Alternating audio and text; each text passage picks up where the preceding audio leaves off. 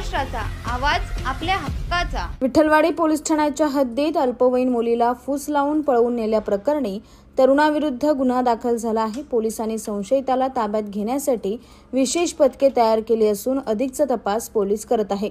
अल्पवयीन मुलगी camp number 4च्या एका मराठी शाळेत 10वी मध्ये शिक्षण घेते। 24 डिसेंबर रोजी शाळेत गेली, परंतु पुन्हा घरी परतलीच नाही। तिच्या घरच्यांनी तिचा शोध घेतला असता ती कॅम्प नंबर 5च्या तानाजी नगर परिसरात राहणारा कोहिनूर शेख या तरुणाने फूस लावून पळवून नेल्याचे उघड झाले आहे।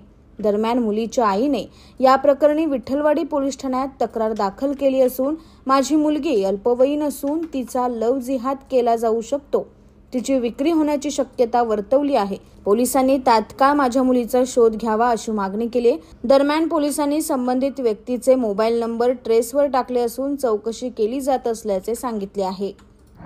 मी सकाळी 8 वाजता माझ्या मुलीला शाळेत सोडायला गेलते, तर मी शाळेत सोडून आले तर माझी मुलगी 1ला की 1:30ला घरी येत असते। ती आली नाही घरी, म्हणून मी तिला धुंडायला गेले तर मला असं माहीत पडलं की तुमची पोरगी शाळेमध्ये नाही आहे। तर मी मग तिला धुंडलं तर दिवसभर मला भेटली नाही। तिच्या मैत्रिणींना पण मी फोन केलं, मैत्रिणी बी बोलल्या आमच्याकडे नाही आहे। तर मग त्या मुलाचा फोटो मला त्या मोबाईलमध्ये सापडला मुलीच्या। ती मुलगी मोबाईल घरी सोडून गेलेली आहे। तर मग मी मोबाईलमध्ये शोधलं तर तिचा फोटो सापडला त्या पोराचा। तर मी त्या पोराला शोधत तानाजी नगरमध्ये गेले, तर तानाजी नगरमध्ये त्या दोस्तांनी मला सांगितलं ती पोरगा इथं राहतो। तर मग ते पोरं जिथं राहत होतं तिथं गेले, तिथं मला नाही भेटला ती पोरगा, म्हणून मी शेक्यामध्ये गेले। तर सुनीता ताईंना विचारलं, ती ताईने मिनूताईला बोलवलं। तर मिनूताई बोलली मी ह्या पोराला ओळखते। तर मग त्या मिनूताईने त्या पोराचं घर दाखवलं आम्हाला। तर मग त्या पोराच्या घरी गेल्यावर ते पोराची आई बी आम्हाला म्हणली की पोरगं बी सकाळीपासून गायब आहे। त्या मुलासोबत तुमची मुलगी गेली? हा, तर त्या मुलासंग माझी पोरगी गेलेली आहे। किती दिवस झाले? तर 24 तारखेला माझी मुलगी गेलेली आहे सकाळी 8:30 वाजता। आम्ही पोलिसांमध्ये कंप्लेंट केलेली आहे, अजून आम्हाला काही तपास नाही आहे त्याचा। आम्हाला असं आम्हाला वाटतंय की त्या मुलाच्या आईबापाला पण माहीत आहे की ती पोरगी कुठं आहे म्हणून। तर त्यांच्या गावाला जसं आम्ही सांगतो की त्यांच्या गावाला धुंडा आमच्या पोरीला, आमची पोरगी आम्हाला पाहिजे।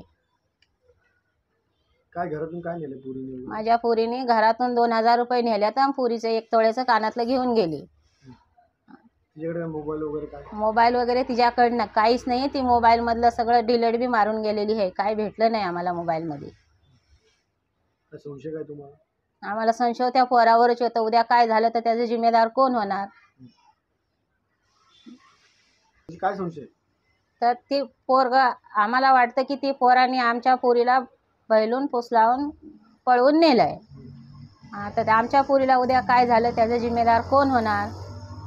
तर त्याच्या घरची लोक आमच्या पोरीचे जिम्मेदार होणार। आमच्या पोरीला धुंडा आम्ही पोलीसमध्ये पण गेलतो, पण त्यांनी पण काय अजून आम्हाला सांगितलं नाही काय झालं। बोलतात आम्ही शोध लावतो, अजून काय शोध नाही लावला। अजून 20 दिवस झालं माझ्या पोरीला गायब झाले। तर आम्हाला असं वाटतंय की ती लवजिया करू शकतात, माझ्या मुलीला धर्मांतर करू शकतात की माझ्या मुलीला त्या लोकांनी हे केलंय, तर माझ्या मुलीला धुंडावे। तुमच्या परिसरातील काही घडामोडी किंवा समस्या असतील तर आमच्या वृत्तवाहिनीला संपर्क करा आणि तसेच सतत अपडेट राहण्यासाठी आमच्या वृत्तवाहिनीला सबस्क्राईब करा आणि बेल आयकॉन दाबायला विसरू नका।